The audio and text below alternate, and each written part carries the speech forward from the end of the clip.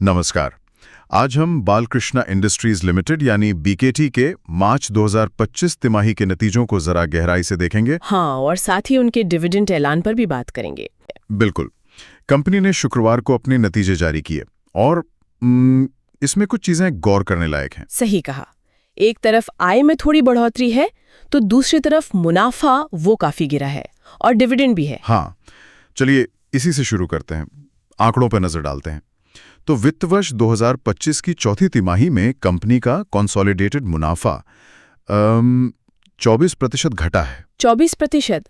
पिछले साल इसी तिमाही में ये 481 करोड़ था और अब 362 करोड़ रह गया है। ये तो काफी बड़ी गिरावट है। हाँ बिल्कुल, लेकिन दिलचस्प बात यह है कि इसी दौरान कंपनी की आय यानी रेवेन्यू वो असल में बढ़ा है। अच्छा, कितना बढ़ा है? बहुत ज्यादा नहीं, पर हाँ 2.7% की बढ़ोतरी है। पिछले साल के 2673 करोड़ से बढ़कर 2747 करोड़ हो गई है। तो ये थोड़ा अजीब है। आय बढ़ रही है पर मुनाफा गिर रहा है। आंकड़े भी यही इशारा कर रहे हैं। बिल्कुल। ईबीटा मतलब earnings before interest, tax, depreciation and amortisation वो भी गिरा है। पिछले साल के 665 करोड़ रुपए से घटकर 602 करोड़ रुपए रह गया। तो ये तो साफ इशारा है कि ऑपरेशनल लेवल पर मार्जिन कम हुए हैं। एकदम। आय में मामूली बढ़ोतरी के बावजूद ईबीटा और मुनाफे में गिरावट ये दिखाता है कि या तो रॉ मटेरियल कॉस्ट बढ़ी है या दूसरे ऑपरेशनल खर्चे ज्यादा रहे हैं। मतलब बिक्री का फायदा नीचे तक नहीं पहुंच पाया। सही बात है। Top line growth bottom line में तब्दील नहीं हो पाई इस बार। खैर, इन नतीजों के साथ साथ निवेशकों के लिए कुछ अच्छी खबर भी है। डिविडेंड का ऐलान हुआ है ना? हाँ बिल्कुल।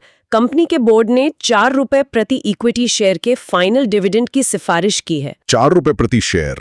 शेयर की फेस वैल्यू 2 रुपए, तो उस हिसाब से सही बात है। हाँ, फेस वैल्यू के हिसाब से ये 200% डिविडेंड बनता है। 200%। ये सुनने में तो काफी अच्छा लगता है। हाँ, लेकिन ये ध्यान रखना जरूरी है कि ये अभी सिर्फ बोर्ड की सिफारिश है, ये फाइनल डिविडेंड है। अच्छा, मतलब इस पर अभी शेयरधारकों की मंजूरी मिलनी बाकी है। एकदम सही।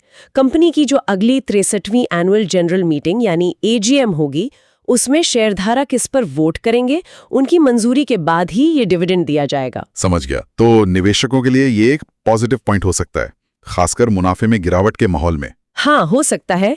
मैनेजमेंट का ये एक तरीका हो निवेशकों का भरोसा बनाए रखने का। अच्छा, अब ये बताइए कि शेयर बाजार ने इन नतीजों पर कैसा रिस्पॉन्स दिया? शुक्रवार को शेयर कैसा रहा? देखिए, शुक्रवार को जिस दिन ये नतीजे आए, शेयर में कोई बहुत बड़ा एक्शन नहीं था। एनएसई पर ये करीब 0.35% की मामूली बढ़त के साथ 2659.85 पर बंद हुआ। सिर्फ 0.35% की बढ़त, मतलब नतीजों का कोई खास असर नहीं पड़ा उस दिन। हाँ, ऐसा ही लगता है। लेकिन अगर हम थोड़ी लंबी तस्वीर देखें, पिछले 1 साल की, हाँ, तो पिछले 1 साल में शेयर करीब 12.84% नीचे है। 12.84% नीचे?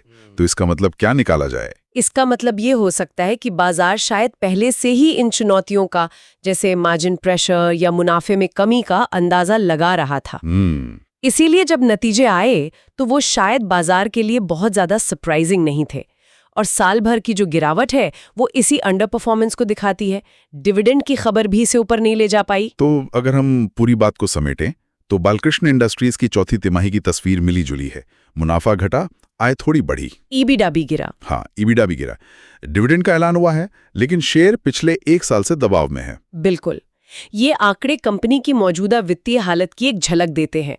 घटता मुनाफा और ईबीटा मार्जिन ये भविष्य के लिए जरूर कुछ सवाल खड़े करते हैं। और डिविडेंड का ऐलान, क्या ये मैनेजमेंट के आत्मविश्वास को दिखाता है या सिर्फ निवेशकों को थामे रखने की कोशिश है? ये कहना मुश्किल है। हो सकता है दोनों बातें हों। मैनेजमेंट को शायद आगे स्थिति सुधरने की उम्मीद हो। और सबसे बड़ा सवाल तो वही है कि आय बढ़ने के बावजूद मुनाफे में गिरावट की असली वजह क्या है? क्या ये सिर्फ कच्चे माल की कीमतें हैं, या बढ़ती कंपटीशन की वजह से प्राइसिंग पावर कम हो रही है, या फिर कंपनी के अंदर कोई ऑपरेशनल इशू है? हाँ, इन सवालों के जवाबी शायद कंपनी के आगे की राह तय करेंगे। अगली कुछ तिमाहियों पर नजर रखनी होगी। बिल्कुल। देखना होगा कि कंपनी इन चुनौतियों से कैसे निपटती है। तो ये थी बालकृष्ण इंडस्ट्रीज के नतीजों पर हमारी चर्चा। Thanks Alina and Gautam for your information. अगर हमारे एक्सपर्ट की एडवाइस आपको सही लगी, वीडियो को लाइक एंड शेयर कर दीजिए। साथ ही साथ हमारे चैनल को सब्सक्राइब कर दीजिए।